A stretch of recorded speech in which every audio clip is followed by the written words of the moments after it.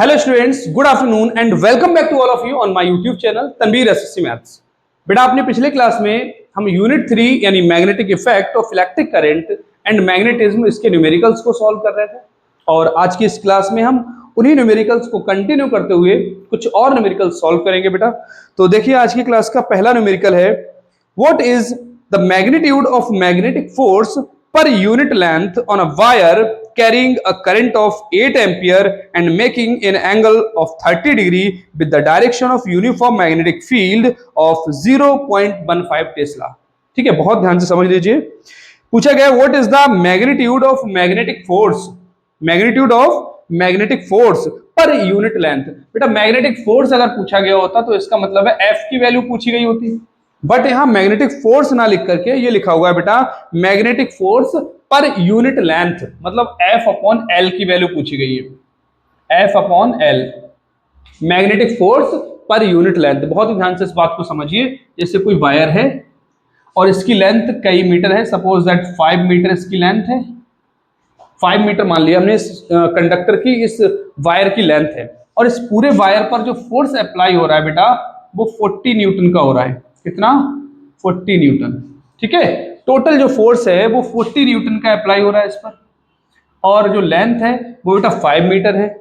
तो 1 मीटर की जो लेंथ है इस वायर की, 1 मीटर की लेंथ पर कितना फोर्स अप्लाई होगा उसको समझिए।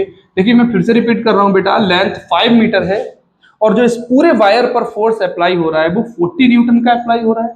तो इसकी 1 मीटर लेंथ पर अगर हम फोर्स निकालें कि 1 मीटर लेंथ पर कितना फोर्स लग रहा है बेटा, तो 1 मीटर फोर्स पर हम 1 मीटर लेंथ पर फोर्स निकालने के लिए बेटा फोर्स को डिवाइड कर देंगे लेंथ से, यानी एफ अपॉन एल निकालेंगे और एफ है बेटा 40, एल कितना है 5, डिवाइड करेंगे तो 8 न्यूटन पर मीटर आ गया, 8 न्यूटन पर मीटर। यानी हम ये कह सकते हैं इसकी 1 मीटर लेंथ पर 8 न्यूटन का फोर्स अप्लाई हो रहा है।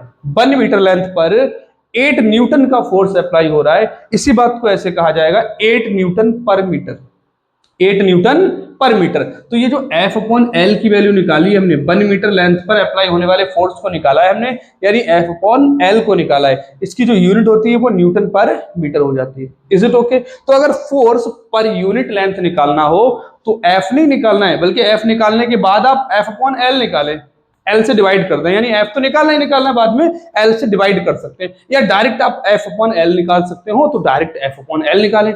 ठीक है भाई, और इसकी यूनिट क्या होगी बेटा? न्यूटन पर मीटर। अब इसकी जो यूनिट है वो न्यूटन नहीं होगी, न्यूटन पर मीटर होगी, क्योंकि 1 यूनिट लेंथ पर हमें फोर्स फाइंड करना है कितना होगा। ठीक है भाई, देखिए जरा यहां पर बेटा एफ अपॉन एल निकालना है हमें, यानी फोर्स पर यूनिट लेंथ। ठीक है, और क्या क्या गिवन है इसमें भाई? इसमें गिवन है बेटा करंट है 8 एम्पियर का, यानी आई इक्वल टू 8 एम्पियर, और देखें making an angle of 30 degree, यानी एंगल दे रखा है बेटा 30 डिग्री। एक कंडक्टर है वो मैग्नेटिक फील्ड के अंदर रखा है, कितने एंगल पर? 30 डिग्री पर, और कंडक्टर में जो करंट फ्लो हो रहा है वो 8 एम्पियर का हो रहा है। और मैग्नेटिक फील्ड की वैल्यू दे रखी है बेटा, यानी बी की वैल्यू दे रखी है 0.15 टेस्ला। ठीक है, 0.15 टेस्ला, टी फॉर टेस्ला। ठीक है ना, और हमें एफ अपॉन एल निकालना है बेटा। वी नो दैट फॉर्मूला पता है हमें, एफ इक्वल टू बेटा होता है I B L sine theta. ठीक है, ये फॉर्मूला हमने आपको बताया है बेटा, F equal to I B L sine theta. जब कोई करंट कैरिंग कंडक्टर किसी मैग्नेटिक फील्ड के अंदर रखा है, यानी एक ऐसा कंडक्टर रखा है मैग्नेटिक फील्ड के अंदर जिसमें करंट फ्लो हो रहा है, तो उस पर फोर्स अप्लाई होता है, और वो फोर्स कितना होता है? F equal to I B L sine theta. और ये फॉर्मूला हम बेटा प्रूव करवा चुके हैं। ठीक है भाई, तो ये फॉर्मूला होता है बेटा F equal I B L sine theta. But हमें एफ नहीं निकालना है, हमें एफ अपॉन एल निकालना है। तो एल को इस साइड ले आइए, एफ अपॉन एल बेटा f equal to this one, therefore f upon L कितना हो जाएगा? इधर से l को अगर हम इस साइड ले आए तो आई बी साइन थीटा बचेगा, सिर्फ आई बी साइन थीटा। ठीक है, तो आई बी और साइन थीटा की वैल्यू रखकर यहां पर हम सॉल्व कर लेंगे। जरा समझिए, आई की वैल्यू कितनी बेटा? करंट है 8 एम्पियर, करंट है 8 एम्पियर, तो f upon L equal to 8 multiply by B की वैल्यू बेटा 0.15 tesla into sine theta, theta कितना है बेटा 30 डिग्री, तो ये हो गया साइन 30, साइन 30। ठीक है बेटा, इसको कर लेंगे सॉल्व। ठीक है, 8 इंटू 0.15 इंटू साइन 30 की वैल्यू बेटा 1/2, 2 से इधर काट दिया हमने, 2 4 जा 15, 4 जा कितना हो जाता है बेटा 60, और 2 डिजिट्स के बाद डेसिमल है तो यहाँ 2 डिजिट्स के बाद डेसिमल लगा दिया, यानी 0.60, या इसको सिर्फ 0.6 लिख सकते हैं, 0.6 न्यूटन पर मीटर। तो फोर्स पर यूनिट लेंथ बेटा इतना हो जाएगा 0.6 न्यूटन पर मीटर। तो आप इसको बिल्कुल अच्छे से नोट कर लीजिएगा। ठीक है, स्क्रीनशॉट ले लीजिए इसका, बाद में नोट कर लीजिएगा। ठीक है भाई, आगे बढ़ते हैं बेटा, अगला क्वेश्चन देखेंगे।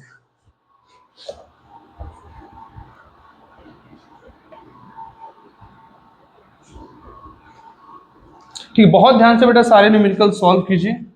ठीक है, बने रहिए हमारे साथ और हर एक चीज को समझते चलिए। जो भी डाउट्स होंगे आप हमें कमेंट करके बताएंगे और हम उन डाउट को रिजॉल्व करने की पूरी कोशिश करेंगे। हर हाल में आपके डाउट्स रिजॉल्व किए जाएंगे। ठीक है भाई, देखिए भाई नेक्स्ट क्वेश्चन है, a closely wound solenoid 80 centimetre long has 5 layers of bindings of 400 turns each. The diameter of the solenoid is 1.8 centimeter.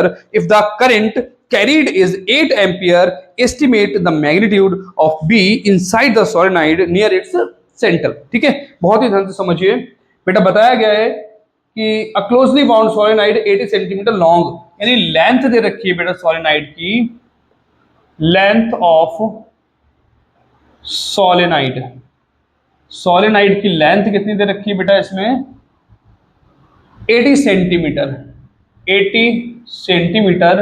तो अगर इसको हम मीटर में लिखना चाहें तो 80/100 या फिर 80 मल्टीप्लाइड बाई 10 की पावर -2 लिख सकते हैं। ठीक है, 80 मल्टीप्लाइड बाय 10 की पावर -2 मीटर, या इसको 80/100 यानी 0.80 भी लिख सकते हैं, नो प्रॉब्लम। ठीक है भाई, और क्या दिया गया है बेटा, हैज 5 लेयर्स ऑफ बाइंडिंग्स, इसमें 5 लेयर्स ऑफ बाइंडिंग्स हैं बेटा।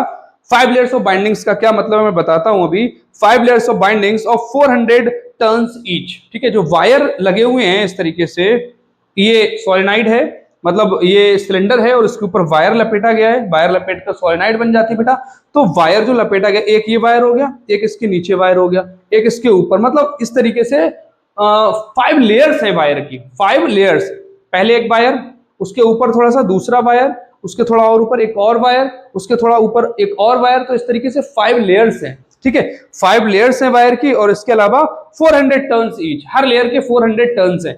ऐसे वायर का एक टर्न हुआ, ठीक है, फिर दूसरा टर्न लगता है ऐसे, फिर तीसरा टर्न, तो इस तरीके से 400 टर्न्स है, और एक के ऊपर एक लेयर है। जैसे पहली लेयर ये हो गई इतनी डिस्टेंस पर, फिर दूसरी लेयर थोड़ी और डिस्टेंस पर, तो इस तरीके से लेयर्स हैं 5। ठीक है, 5 लेयर्स हैं और हर लेयर में 400 टर्न्स हैं। तो बेटा टोटल जो टर्न्स हो जाएंगे वो कितने हो जाएंगे, मल्टीप्लाई करके निकाल सकते हैं। Total turns of wire, 5 layers हैं बेटा और हर लेयर में 400 टर्न्स हैं, तो 400 से मल्टीप्लाई कर देंगे बेटा, 5 4 जा 20 और 00 ये, तो 2000 टर्न्स हो जाएंगे बेटा टोटल। मैं फिर से रिपीट कर रहा हूं इस बात को बेटा, ये एक हॉलो सिलेंडर है, इसके ऊपर जब वायर लपेटा जाता है तो ये सोलेनाइड बन जाती है। ठीक है बेटा, तो एक वायर ऐसे लपेटा गया और 400 टर्न्स लपेटे गए इसके ऊपर, फिर उसके ऊपर दूसरी लेयर वायर की है और उसके भी 400 टर्न्स है, फिर उसके ऊपर तीसरी लेयर है, उसके भी 400 टर्न्स है। तो इस तरीके से 5 लेयर्स हैं और हर एक लेयर में 400 टर्न्स हैं। तो बेटा जो टोटल टर्न्स हो जाएंगे वो 5 मल्टीप्लाइड बाई 400 यानी 2000 टर्न्स हो जाएंगे। ठीक है, और क्या बताया गया बेटा इसमें, the diameter of the solenoid is 1.8 centimetre. Diameter की हमें कोई जरूरत नहीं पड़ती बेटा, तो डायमीटर से कोई मतलब नहीं है। If the current carried is 8 ampere, current कितना फ्लो हो रहा है बेटा, I इक्वल 8 एम्पियर। ठीक है, estimate the magnitude of solenoid inside the solenoid. बेटा मैग्नीट्यूड निकालना है हमें मैग्नेटिक फील्ड का, यानी बी निकालना है। ठीक है, इनसाइड द सोलेनाइड। ठीक है, तो बी का बेटा फॉर्मूला क्या होता है, बी इक्वल टू होता है बेटा mu naught n I, mu naught n I. बहुत ही ध्यान से समझना, B equal mu naught n I होता है बेटा। ठीक है, B equal mu naught n I. But यहां पर ये स्मॉल एन क्या चीज है, इसको समझना होगा।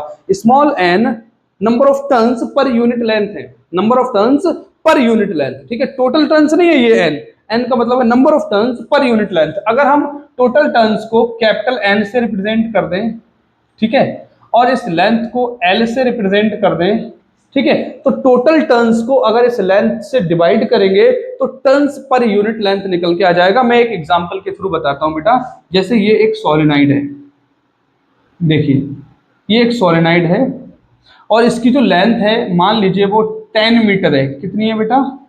10 मीटर लेंथ है। और इसमें जो टोटल टर्न्स लगे हुए हैं वायर के, वायर इसके ऊपर लपेटा गया है ऐसे करके, तो टोटल जो टर्न्स लगे हैं सपोज दैट वो 1000 है। कितने बेटा? 1000। तो 10 मीटर की लेंथ में 1000 वायर के टर्न्स हैं, तो बेटा 1 मीटर में कितने हो जाएंगे?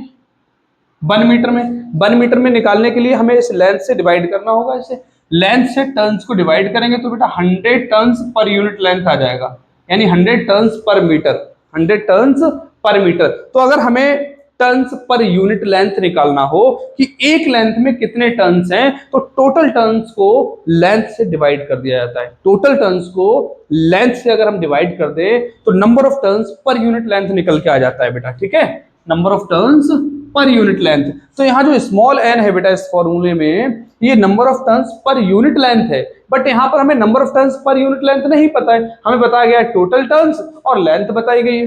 तो बेटा टोटल टर्न्स को अगर इस लेंथ से डिवाइड कर देंगे तो वन लेंथ में कितने टर्न्स हैं, यानी यूनिट लेंथ में कितने टर्न्स हैं, ये चीज निकल के आ जाएगी, ठीक है। तो यहाँ स्मॉल एन की जगह हम क्या यूज करेंगे बेटा? Mu not into small N की जगह एन अपॉन एल यूज करेंगे, एन अपॉन एल, ठीक है भाई, और इंटू आई ये एज इट इज रहेगा, ठीक है बेटा। तो इसमें वैल्यूज पुट करेंगे और इसको सॉल्व करेंगे। म्यू नॉट की वैल्यू होती है बेटा 4 pi into 10 to the power -7 into n upon L. N कितना है बेटा? 2000 हो गया एन टोटल टर्न्स, और अपॉन एल, एल मतलब लेंथ ऑफ सोलेनाइड, यानी 80 into 10 to the power -2 into I. I की वैल्यू कितनी बेटा? 8 एम्पियर, ठीक है भाई, 8 एम्पियर। इसको सॉल्व करेंगे बेटा आप, ठीक है। आप लोग इसका स्क्रीनशॉट ले लीजिए या नोट कर लीजिए, ठीक है भाई, ठीक है, चाहे स्क्रीनशॉट ले लीजिए बेटा और या फिर वीडियो को पॉज करके नोट करते रहिएगा, ठीक है, लेकिन हर हाल में नोट करना है,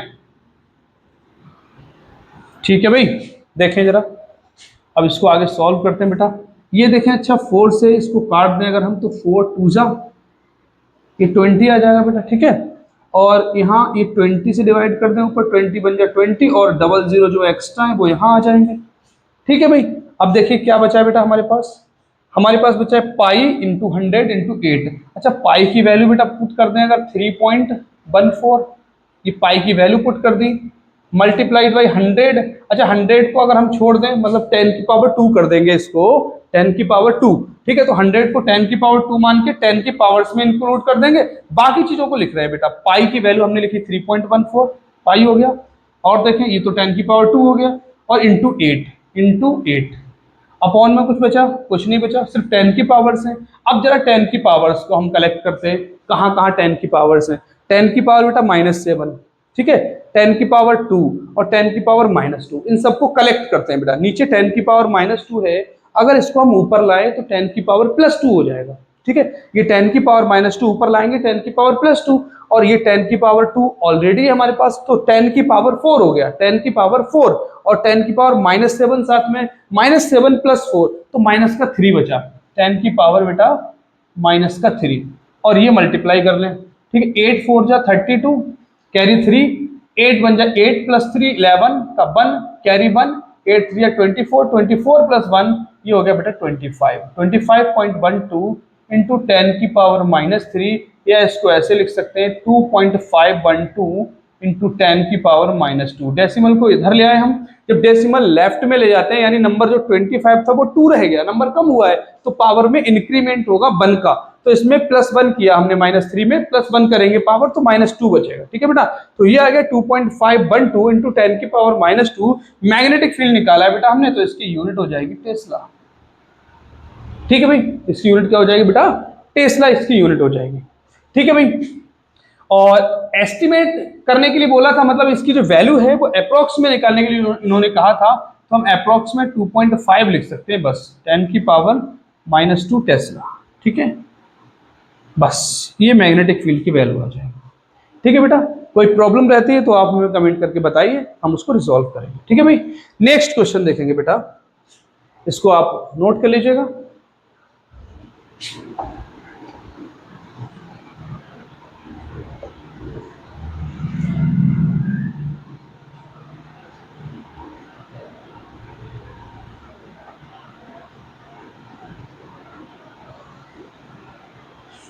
ठीक है बेटा, अच्छा एक क्वेश्चन हम होमवर्क में दे रहे हैं आपको।